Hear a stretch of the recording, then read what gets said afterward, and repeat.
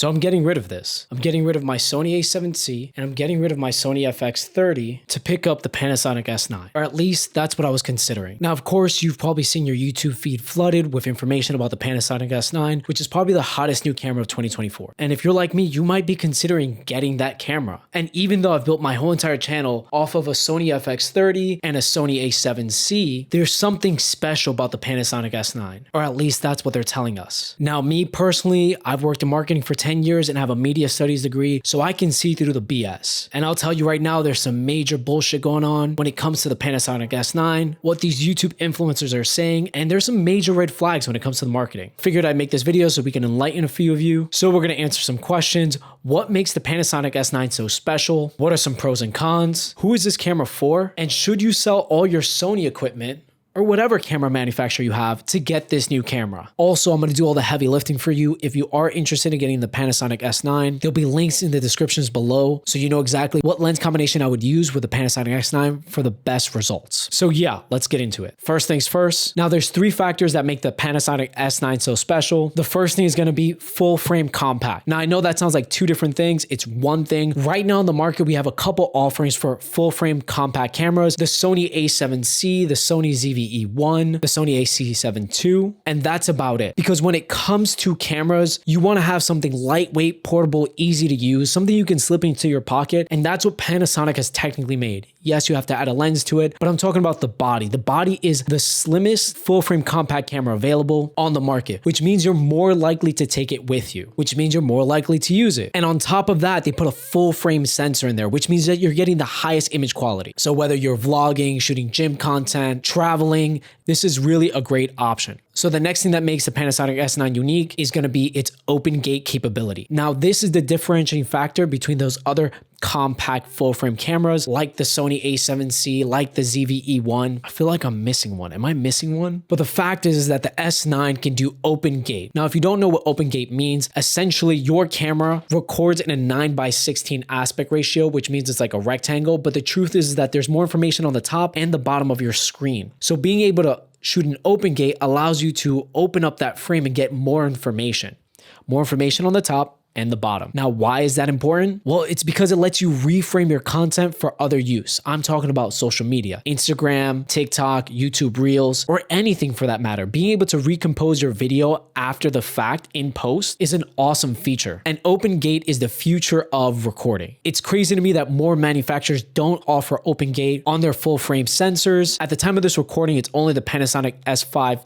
II X or that variation of camera that led to do open gate full frame. So let's recap. You get full frame compact body. You get open gate capability on a full frame sensor. And then the last thing that makes the S9 special is going to be its IBIS. Its IBIS is amazing. I think they have 5 different stages of IBIS that you can use, from like normal to like super active. It gives you the ability to get amazing handheld shots wherever you are. You don't need extra equipment, which is a game changer. Because right now, like for example, the Pocket Osmo 3, this thing is amazing. It gives you really good handheld steady looking shots, but the quality is not great. I still miss the quality from my full frame or crop sensor cameras versus this 1-inch sensor. But if I had the Panasonic S9 and I can handheld and get these same shots and not have to worry about some dinky mechanism breaking, I can't be the only person who's excited about that. So yeah, those 3 factors make the S9 special, full frame compact, full frame open gate, and its amazing IBIS. Now I know what you're thinking. This camera sounds too good to be true. And yeah, there is no perfect camera. So let's go over the cons of the Panasonic S9. And the first and major con is going to be the record limit. You've probably heard YouTube influencers saying this in tons of their videos, but the Panasonic S9 has a record limit. Whether you're in 6K, 4K, or 1080p, there is a record limit. And realistically, that's a huge downside because right now I'm shooting this video, I'm trying to keep it under 8 minutes, but I'm probably recording 26 minutes worth of footage and then cutting it down, which means I have to stop and start recording every single time I hit that record limit. Let's actually look up the record limit. So you get 10 minutes in 6K recording, 15 minutes in 4K, and 20 minutes in 1080p. Now, again, this is a huge con that Panasonic can reverse in a firmware update. And the reason why is because when you're shooting content like this in a talking capacity, in any capacity, there's a certain level of momentum that you have that you don't want to lose. Now, I'm a very confident person, so my ability to keep the energy high and talk about a subject is there. I don't suffer from being being camera shy. And if that means I have to every 15 minutes hit stop and start recording,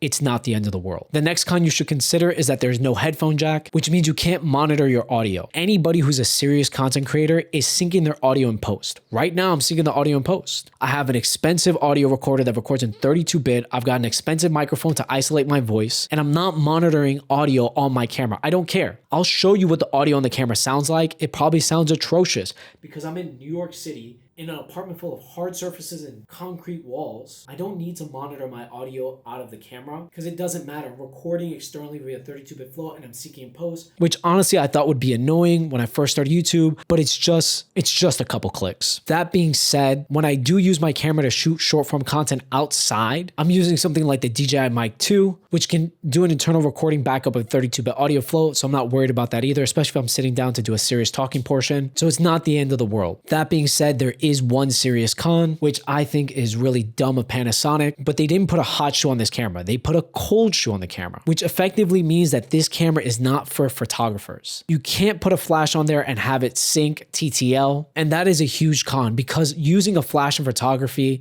is an essential tool. It lets you shape and mold images to your liking. So if you're a photographer, don't even look at this camera. It's not worth it. There's so many more options for you. So with that information, we can now look at the other issues with the Panasonic S9. I guess let's talk about who this camera is for first, and then the marketing issues. So if you haven't figured it out, it's pretty self-evident. This camera is for content creators. And that's my biggest problem. The word content creator is such a wide spectrum of users. And when it comes to marketing, you need to have a clear niche of who's going to use your product. And this is where we can see all the red flags in the Panasonic S9 marketing. All the cracks start to open up because they have photographers using this. They have videographers using this. They have reviewers using this, but they don't have content creators. And if you're asking yourself why I can confidently say that, it's not just because I'm a full-time content creator. I think my girlfriend just texted me. Speaking of the devil, it's because my girlfriend's a full-time content creator. My girlfriend gets paid thousands of dollars to make UGC videos for brands. She's making more money than you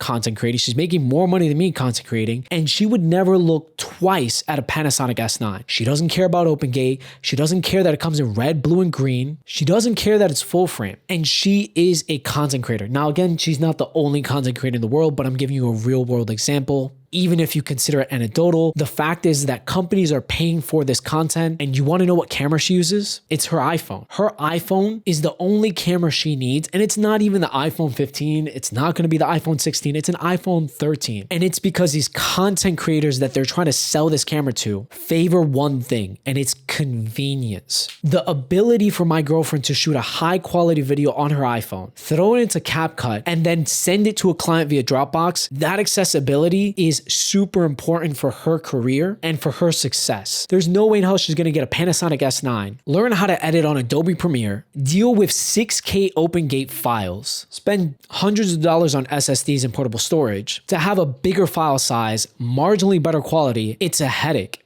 And that's why I'm saying this camera is not for content creators. Don't get it twisted when it comes to the marketing. This camera is for people who are creating talking head videos on YouTube.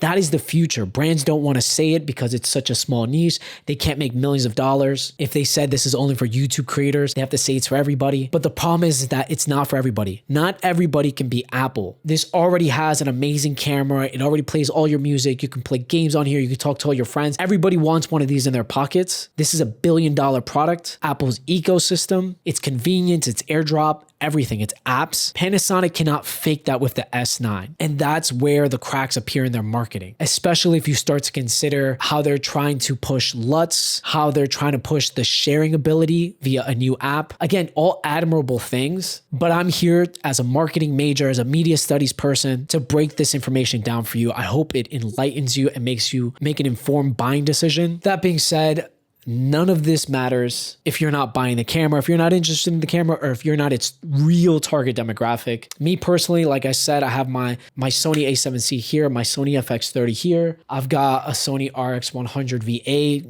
Technically, it's just like the ZV-1. I've got 3 Sony cameras. And if I could consolidate that all, sell all that equipment and just get one camera that gave me the best image quality and I can use for everything, I would. And that's technically the S9. So I'm still deliberating. I don't know if I will do it. I have considered it. I can do it with Fuji as well. Get the Fuji X-S20. So yeah, I probably went on a rant. I hope this video is under 8 minutes. Like, comment, subscribe for the honest truth when it comes to products. Check out my channel if you want to know more information when it comes to camera equipment. Again, my name's Fredo, and I'll see you in the next one.